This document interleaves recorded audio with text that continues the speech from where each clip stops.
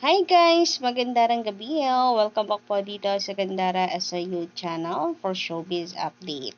Andito na naman nga po akong muli nagbabalik ang nagmamaganda ninyong kachismosang Kim Pao upang maghatid sa inyo ng latest update and fresh happenings patungkol kay Kim and Paolo.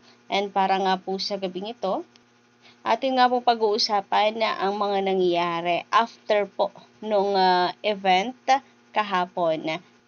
Napaiyak pa nga po si Kimi. But before that, sa mga hindi pa po nakaka-subscribe dito sa ating channel, maaari lamang na pindutin po ninyo ang subscribe button at notification bell para maging updated po kayo at ma-notify tuwing may bago po tayong balita. Anyway, sa nasaga po pala nating chika, still nandoon pa rin po si Kim Chu sa Korea. Mukhang sinusulit pa po yung bakasyon, yung kanila pong pagpunta sa Korea kasi para po sa kaalaman po ng lahat, October po magsisimula na ang taping ng movie nilang dalawa ni Papi Paulo, ang My Love Will Make You Disappear. And deserve naman po ni Kim Chu yung mag-celebrate, mag-enjoy kasama po ang kanyang team, ang Team Kim, ang Glam Team, after nga po nitong napakalaking success para po sa buhay niya. Sabi nga po ni Kim Chu ay hindi siya makapaniwala and proud din siya sa sarili niya. Well, naiyak din po itong si Kim Chu during her kanyang acceptance speech.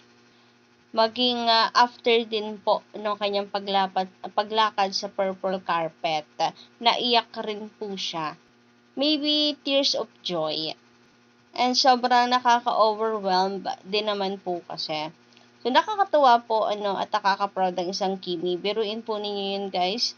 Kahapon umabot nga po ng 60,800 views ang hashtag Kim Pao bilang pagsuporta po ng mga Kim Pao fans sa kanya at ang hashtag a show lead win for Kim stand for a solid win for Kim ay mayroon pong 51.k post kahapon sa X or formerly Twitter.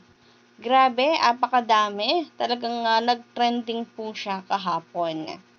Well, until now naman po, katunayan yan, may 5 po ata yung hashtag ngayong araw para po sa Kim Pao. Kasi...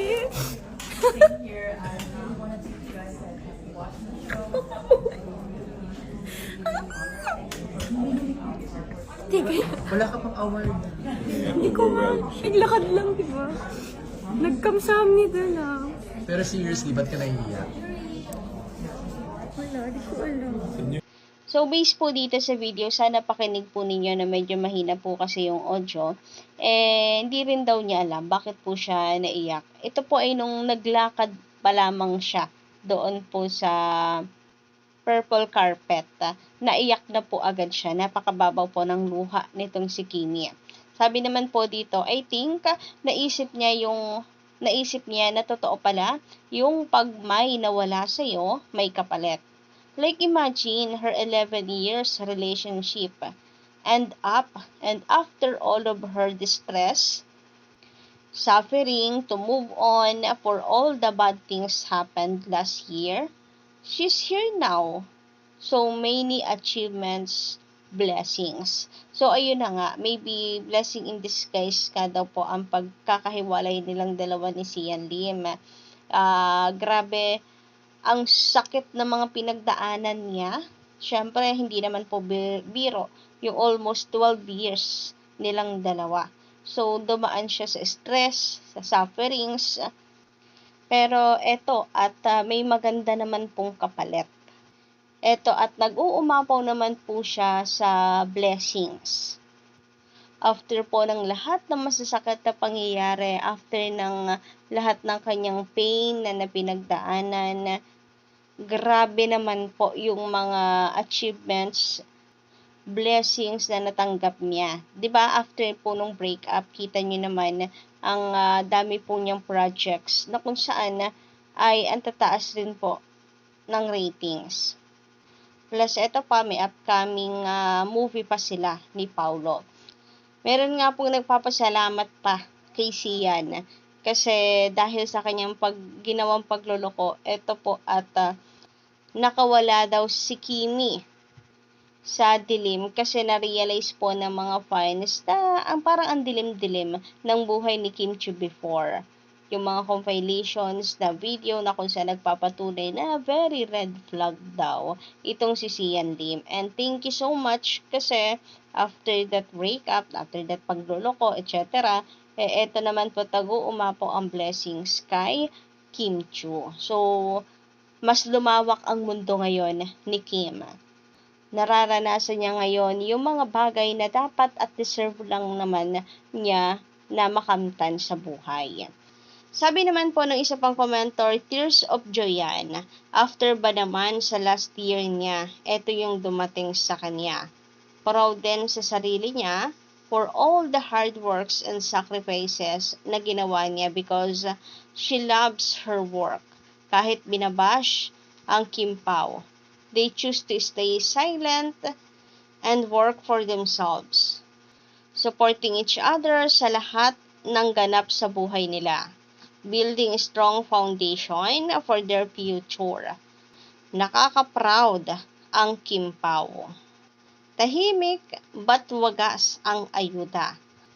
Actions speak louder than words. Good vibes and positivity.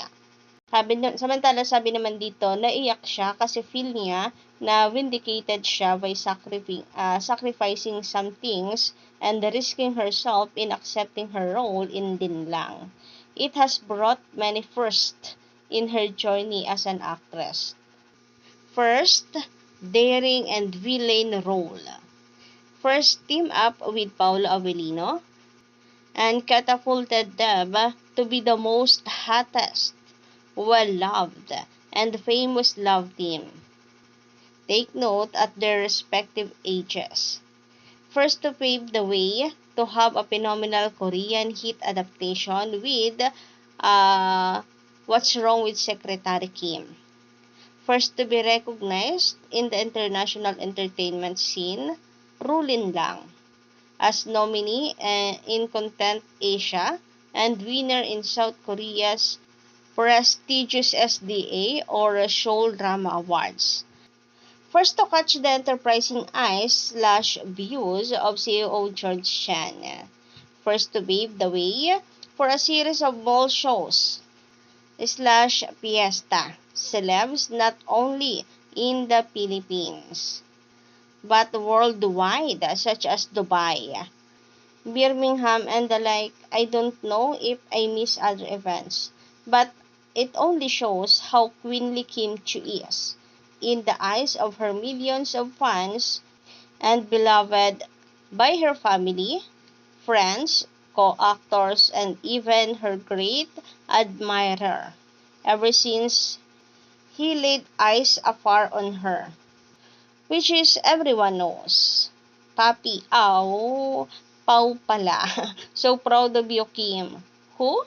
Kim Chiu, who is a proud Kwan, bisdak. So, kayo po ba, mga kakimpaw, anong inyong masisay patungkol po dito? Paki-comment ka lang po dyan sa baba. And maraming salamat po sa pakikinig. Don't forget to click the subscribe button and notification bell para po sa iba pang mga balita. Maraming salamat.